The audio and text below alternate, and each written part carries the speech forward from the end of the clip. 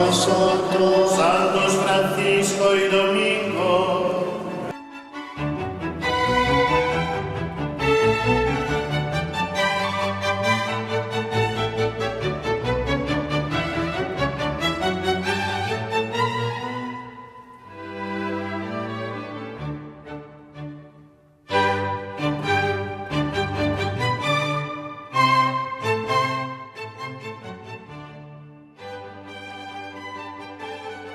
Buenas noches. Primero, dar las gracias a los párrocos de Trujillo por haberme invitado a compartir con vosotros esta noche este trabajo que es mucho más amplio. Lo que pasa es que por el tiempo pues tampoco me voy a extender mucho, solamente voy a tratar dos puntos de lo que ha sido una tesina que tuve que realizar con motivo de, como ha dicho don Miguel Ángel, de los estudios de Historia de la Iglesia en Toledo.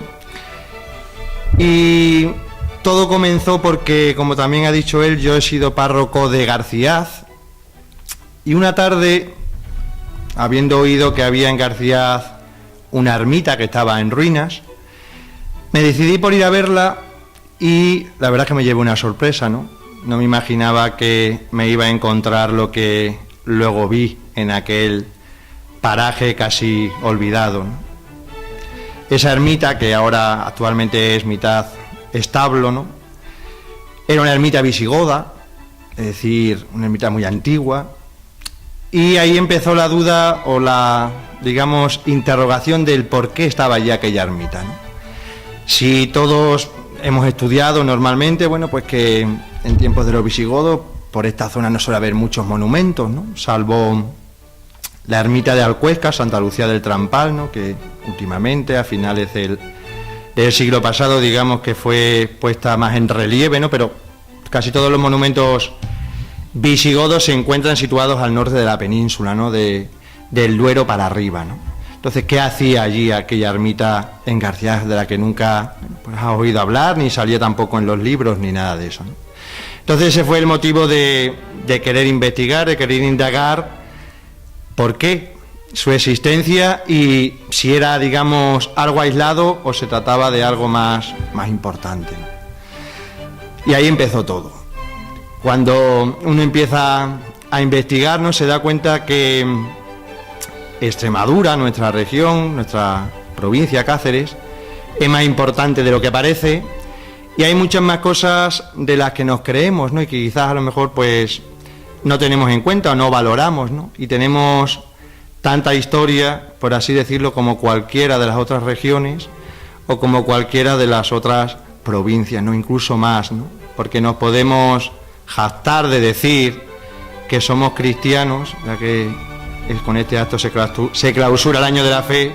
Somos cristianos desde hace más de 15 siglos, que es mucho tiempo, ¿no? No todas las regiones ni todos los pueblos de España pueden presumir de tener la fe durante tanto tiempo y de haber recibido tan pronto, ¿no?, ese mensaje del Evangelio. Ya digo que, aunque el trabajo se refiere a toda la zona, ¿no?, no solamente a la ciudad de Trujillo, sino que, puesto que la ermita que he citado antes estaba en Garciaz, pues se trataba de saber cómo se había asentado el cristianismo en esta zona, ¿no? Ya digo, no solamente aquí, en la ciudad, sino en todo su contorno, ¿no? Sabemos que Trujillo ya desde la época romana, pues tenía un papel importante, ¿no? Era una de las poblaciones importantes de la Lusitania, sobre todo porque se encontraba en una de las vías de comunicación de la península, ¿no?, más importantes de la península, que era la que comunicaba Mérida con Zaragoza, ¿no?, que seguía más o menos, para que nos hagamos una idea, lo que hoy es la Nacional Quinta, más o menos era el mismo recorrido. Por tanto, digamos que era como una ciudad intermedia, más de carácter militar que otra cosa, ¿no? Era como una especie, digamos, de descansadero, vamos a decirlo así, ¿no?, de las tropas que iban y venían por las calzadas de un sitio a otro en ese momento. ¿Cómo llegó la fe, cómo llegó el Evangelio a esta tierra, a esta, digamos, zona de la península? Sabemos que en el siglo VI, por los documentos que ahora dentro de un rato veremos, que está plenamente arraigada, es decir, hay edificios, se celebra el culto, hay su jerarquía eclesiástica, con todo lo que ello conlleva, ¿no? El culto y todo lo demás, ¿no? Porque, ya digo, tenemos una serie de testimonios que así nos lo verifican. Pero digamos que hay algo que adelanta un poco esa presencia del cristianismo tanto en Trujillo como en su zona, ¿no? Y es la leyenda o la tradición que nos cuenta la historia de los santos Donato y Hermógenes, ¿no? Los que sois de aquí de Trujillo, pues sabéis que en la parroquia de San Martín, en una de sus capillas, están las imágenes de estos dos santos, ¿no? Santos mártires, cuya fecha de martirio es en el siglo IV, es decir, o sea que vivirían a principio del siglo IV. Se los empareja con Santa Eulalia de Mérida, es decir, sufrieron el martirio junto a ella, ¿no? Y a uno de ellos, Donato, que era sacerdote, digamos, se le atribuye la instrucción religiosa de Santa Eulalia, ¿no? Ahí ha quedado la tradición. De hecho, ya digo, las imágenes las pueden ver en la iglesia de San Martín, ahí están todavía y ahí se conservan, pero hay que analizar la leyenda, ¿no? Sabemos que todas las leyendas tienen algo de verdad, pero también tienen algo de ficción, ¿no? ¿Qué ha ocurrido con esa leyenda de los santos Donato y Hermógenes? Se ha considerado, ya digo, siempre como auténtica. Incluso en el siglo XVI, el obispo de Plasencia, Diego Arce y Reynoso, habiendo oído el culto que se rezaba aquí en Trujillo, donde hubo una calle de los mártires, hubo una ermita a la que también se acudía en la festividad de los santos mártires, en la que el ayuntamiento incluso costeaba todo lo que significaba ese festejo, ¿no? Y digamos que lo impulsaba. Pues todo eso llega a oídos del obispo, y el obispo decide incorporar a esos santos al calendario diocesano, es decir, que a partir de ese momento, de mediados del 16, se celebren en toda la diócesis, no era fiesta obligada en toda la diócesis de Plasencia. Así sigue a lo largo del tiempo, incluso en el siglo XVII, pues todavía se los sigue considerando no solamente como que sufrieron el martirio en Mérida, sino como naturales de Trujillo, es decir, nacieron en Trujillo, y no solamente ellos, sino otros 22 más que se unen, ¿no? Sufrió el martirio Santa Eulalia, sufrió el martirio Donato y Hermógenes y otros 22 compañeros. Hasta que llegamos al siglo XVIII, en el que el padre Flores, que es un gran historiador, en su obra Hispania Sagrada, digamos que desmiente un poco esa tradición, ¿no? Y da los argumentos que, digamos, prueban, ¿no?, que esa tradición no tenía mucho fundamento. Porque se da cuenta de que en los martirologios, que son unos libros que tiene la Iglesia, en los que cada día del año aparecen los mártires que se celebran ese día, ¿no? Entonces, en los martirologios más antiguos conservados, no aparecía, sí aparecía Donato y Hermógenes, pero no aparecía para nada que hubiesen sufrido el martirio en Mérida, y mucho menos que hubiesen nacido en Trujillo. ¿Qué ocurrió? Pues que cuando se cita la fiesta de Santa Eulalia, día 12 de diciembre, martirio Santa Eulalia, y en otro lugar, San Donato y San Hermógenes. Con su buena intención, digamos que algunos de los escritores o redactores de esos nuevos martirologios a partir del siglo XIV, y con la fama que habían adquirido, ya te digo, también los santos mártires, pues suprimió en el otro lugar, y ya los santos quedaban adscritos a Santa Eulalia, y el que fuesen naturales de Trujillo. ¿Por qué se los consideró naturales de Trujillo?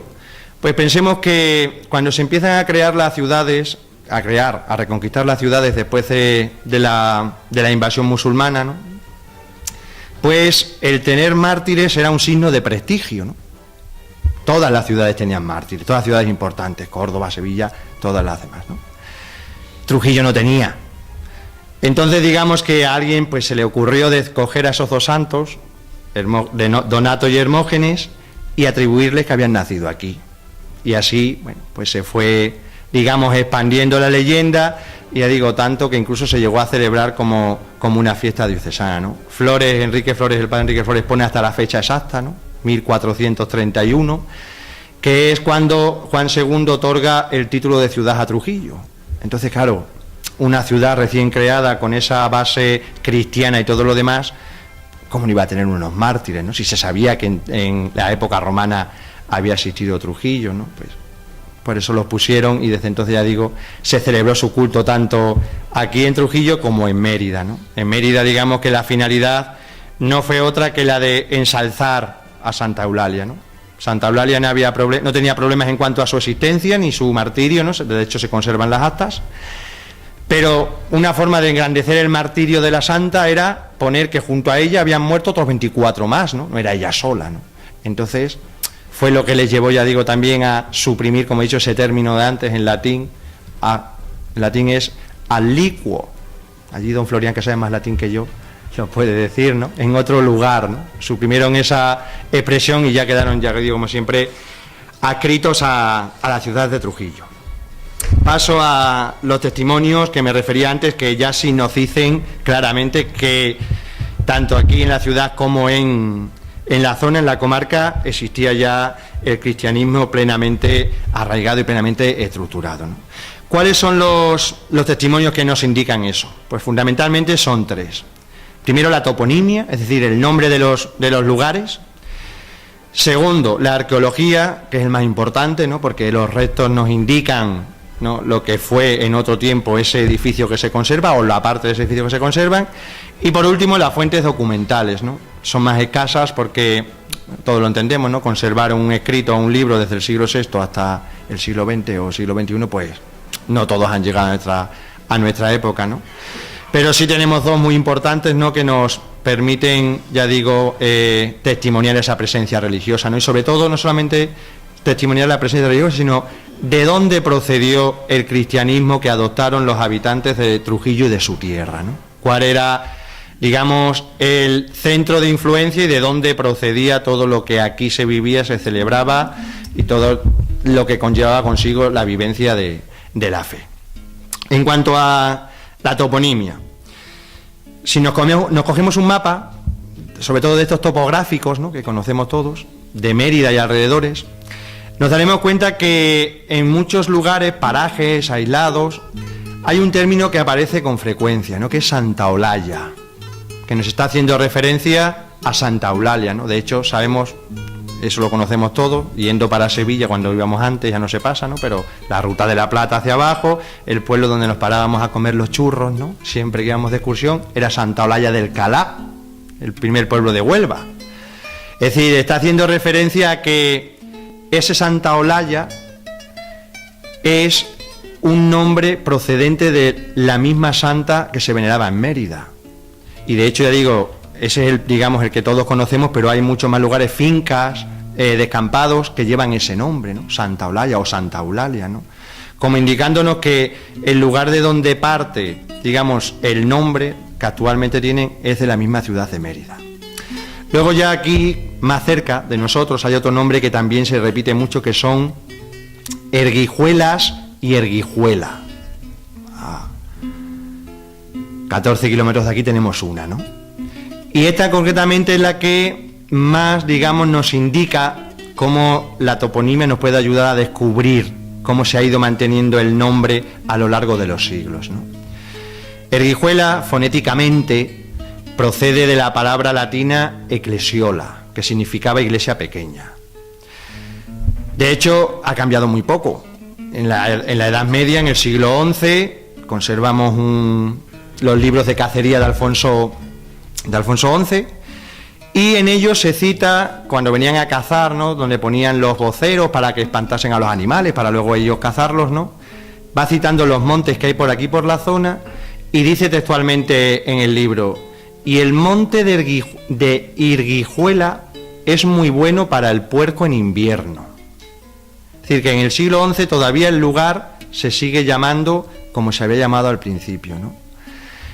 Es más, en la misma Erguijuela, que actualmente conocemos, se han descubierto y se han encontrado restos de lo que fue una antigua construcción visigoda, una antigua iglesia, solamente se conservan los cimientos, pero que avala todavía más esa hipótesis, ¿no?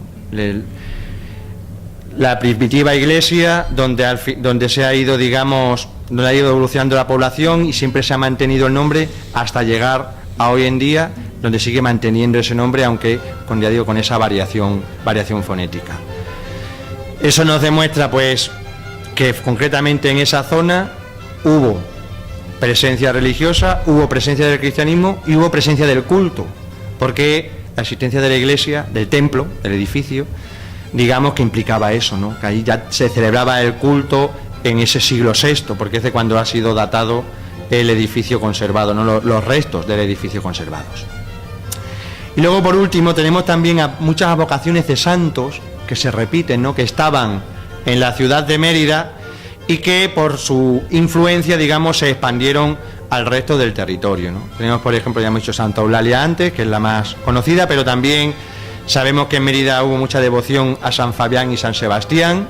En muchos de nuestros pueblos, por ejemplo en Erijuela hubo una ermita de San Fabián y San Sebastián, en García también hubo una ermita de San Fabián y San Sebastián, y en algún otro pueblo también hubo ermita de los mártires, sobre todo de San Sebastián, y su procedencia, sin duda ninguna, procede de esa, digamos, devoción primigenia que hubo en Mérida, de donde se extendió al resto de su territorio. No tenemos que olvidar que Mérida es la sede del obispo en aquel tiempo.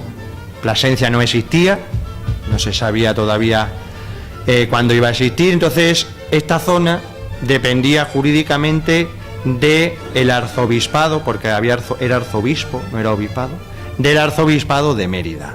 Por tanto, digamos, todo lo que en Mérida tenía más pujanza, pues se iba extendiendo por su zona, ¿no? A través de los obispos, a través del clero, incluso a través, ya digo, de las mismas personas, ¿no? Que viajaban gracias a esa red de comunicaciones que existía entre esta zona y la ciudad de Mérida en aquel tiempo.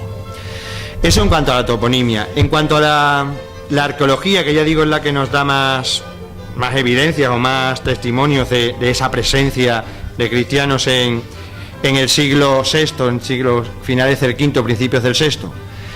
Pues empezamos por aquí, por Trujillo, ¿no? Sabemos que en la zona de la Puerta de la Coria, bajando para abajo, camino de Cáceres, ¿no? Se conservan los restos de una pequeña iglesia visigoda, se conserva la parte del altar, el ábside y parte de los muros, no mucho, pero digamos que testimonia ya esa presencia cerca del núcleo urbano, porque sabemos que en esta época la ciudad no estaba asentada ahí, la ciudad se ha asentado siempre donde actualmente está el castillo, Santa María y toda la zona antigua, ¿no? Empezó ahí con los romanos, ahí siguió con los visigodos, los árabes mantuvieron el lugar, ahí siguió al principio de la Edad Media hasta que se empezó a expandir fuera de la zona extramuro. Por tanto, nos estaría indicando que no se trataría de la iglesia principal del Trujillo de entonces, sino que sería una especie de ermita, ya que la iglesia principal, según también la tradición, se encontraría situada debajo de lo que hoy es la iglesia de Santa María.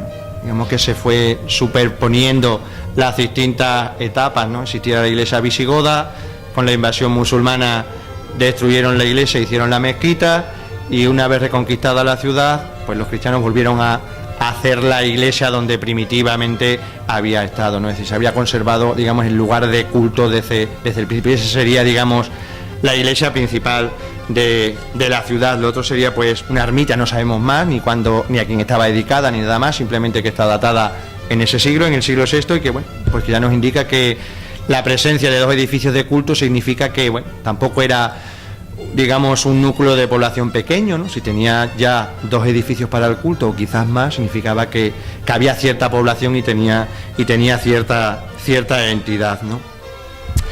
Luego en la misma Erijuela, ya lo he citado antes, existe bueno, lo que son los restos de esa edificación del siglo VI, de esa iglesia, pero sobre todo lo que llama la atención en Erijuela es que ahí se encontró una placa funeraria, datada también en el siglo VI, concretamente en el año 635, está fechada en el año 635, que nos habla de una tal Gunterta, sierva de Dios, que murió con 35 años.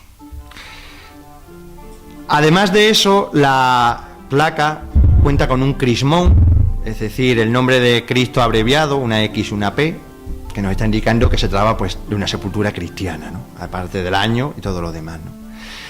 El que cite sierva de Dios ha hecho que algunos de los historiadores crea que ese sierva se está refiriendo a una especie de religiosa, ¿no?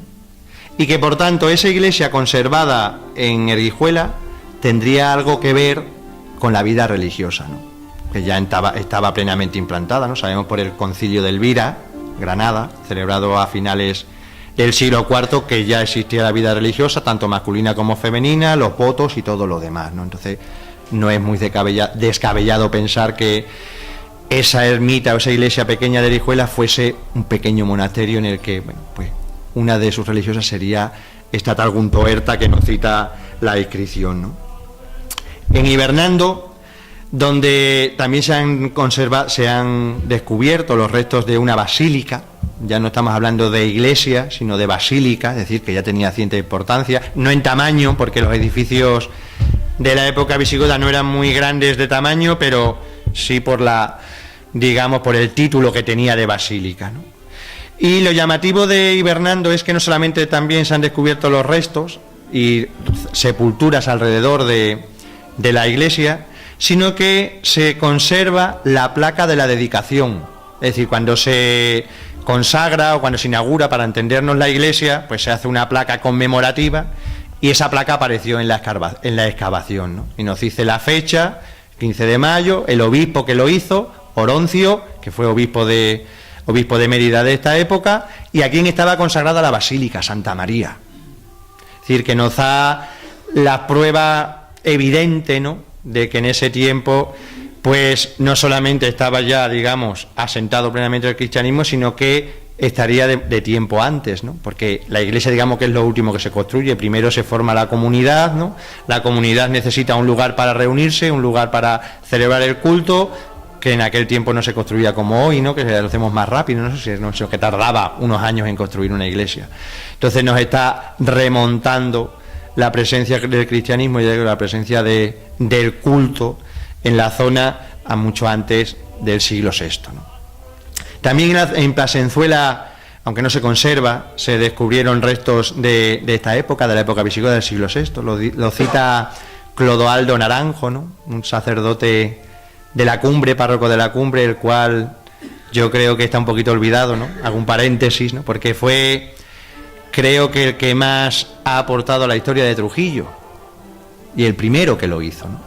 Y quizás se le ha olvidado un poco, no se le tiene ahí relegado como hace un poco de tiempo. Él escribió el último libro en 1929. Entonces, pero casi todo historiador que quiera investigar o indagar sobre la historia de Trujillo es libro de consulta obligado.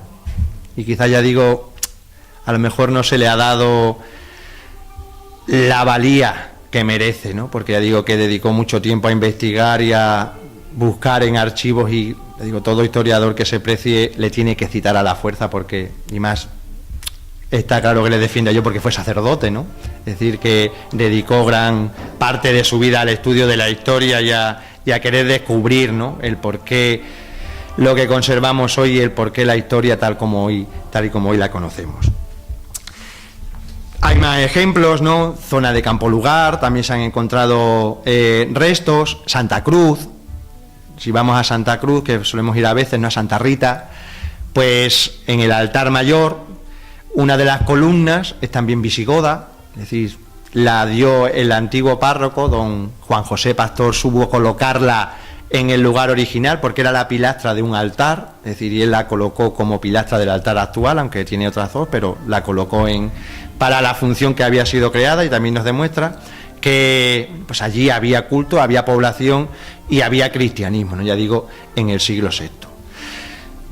Las siguientes fuentes, las fuentes documentales, que solamente conservamos dos, ¿no? El libro de la vida de los santos padres de Mérida y el concilio, las actas del concilio, mejor dicho, celebrado en Mérida del año 666. Estamos hablando ya del siglo VII, ¿no? La vida de los santos padres de Mérida nos habla de la vida de los tres principales obispos de Mérida, Paulo, Fidel y Masona, que nos suenen esos nombres, ¿no? que fueron, digamos, los que encumbraron la diócesis o la sede meritense a su máximo esplendor, ¿no? Paulo, el primero de ellos, provenía de Grecia, era médico, es decir, ya era una persona importante, ¿no? Y también nos demuestra la importancia de la sede meritense, ¿no? Es decir, que el obispo de Mérida no era un cualquiera, era alguien que venía de Grecia y se había formado en Grecia, es decir, que era una persona culta y una persona que daba prestigio a esa sede, ¿no? El siguiente obispo, Masona, aprovechará ese enriquecimiento y la posición que tenía entonces la sede meritense para, primero, realizar una gran obra constructiva, es decir, se le conoce como constructor de monasterios, constructor de muchas iglesias, de muchas basílicas, restaura parte de las basílicas de Mérida, ¿no? Santa Eulalia, la mismísima catedral, ¿no? Santa María, el monasterio de Culiana, aprovechando ese enriquecimiento. Y por tanto, algunas de las iglesias que nosotros hemos citado antes, ¿no? Guijuela y Bernardo, cualquiera de estas otras, seguramente se deben a su intervención, aprovechando, ya digo, ese enriquecimiento y sabiendo que él había sido el que construyó muchas de ellas, pues probablemente alguna de las que nosotros teníamos en la zona fue promovida por este gran obispo de Mérida del siglo VI, que es justamente de cuando datan los edificios que conservamos en nuestra zona, ¿no? Y el otro documento, el Concilio de Mérida del año 666, nos dice prácticamente lo mismo, ¿no? La proliferación de esas iglesias rurales, ¿no? Que serían las nuestras, ¿no? Esas iglesias que, debido a su número, ¿no?, harían difícil incluso la celebración del culto, ¿no? Nos quejamos ahora muchas veces los sacerdotes de que decimos muchas misas los domingos, ¿no? Porque hay muchos pueblos y todo lo demás, pues ya en el siglo VI tenían ese problema. Ya el concilio, en uno de los cánones, dice a los sacerdotes que procuren que en todas las iglesias rurales se celebre la misa por lo menos el domingo. Lo que nos hace ver que había muchas de ellas, ¿no? Y que estaban muy repartidas, ¿no? Y que era un problema el no solamente celebrar el culto, sino mantenerlas, ¿no? Porque el mismo concilio dice en otro de sus cánones que parte del dinero que se debía de dar a la diócesis, ¿no?, los diezmos que se daban entonces, no se diera si la iglesia necesitaba reforma, necesitaban reparaciones, es decir, que al haber tantas, ¿no?, pues incluso hasta el tema económico era complicado, no se las podía mantener. Y a todo esto había que añadir que no solamente eran las que construía el obispo por su propia iniciativa, ¿no?, sino que las personas nobles, las personas ricas del entorno, pues también, digamos que por propia iniciativa, construían sus propias iglesias, ¿no? De hecho, en el concilio se cita, dentro de los cánones, que cuando el sacerdote estaba celebrando misa, citase el nombre de los difuntos o de los vivos que habían promovido la construcción de esa iglesia, ¿no? Por tanto, el resumen es muy sencillo, ¿no? Estamos en el siglo VI, es decir, no hace tanto que el Señor Jesús había predicado en la zona de Palestina, es decir, apenas 5 siglos. Ya en nuestra zona estaba el cristianismo plenamente arraigado, en nuestra zona digamos que estaba toda la estructura organizativa de la iglesia de aquel momento, ¿no?, su jerarquía, dependíamos de un obispo, estábamos, digamos, bajo el amparo, por decirlo así, de esa jerarquía que se encargaba de velar por el buen funcionamiento de la iglesia de esta zona. Y sobre todo, ya digo, a través de esos testimonios, pues sabemos y podemos decir con verdad, ¿no?, que ya a finales del siglo V, esta zona, tanto la ciudad Trujillo, la ciudad romana, como la zona de influencia, pues era una zona plenamente cristianizada, donde el cristianismo se vivía con todo lo que ello suponía, ¿no? Edificios, legislación, ordenanzas, todo lo demás.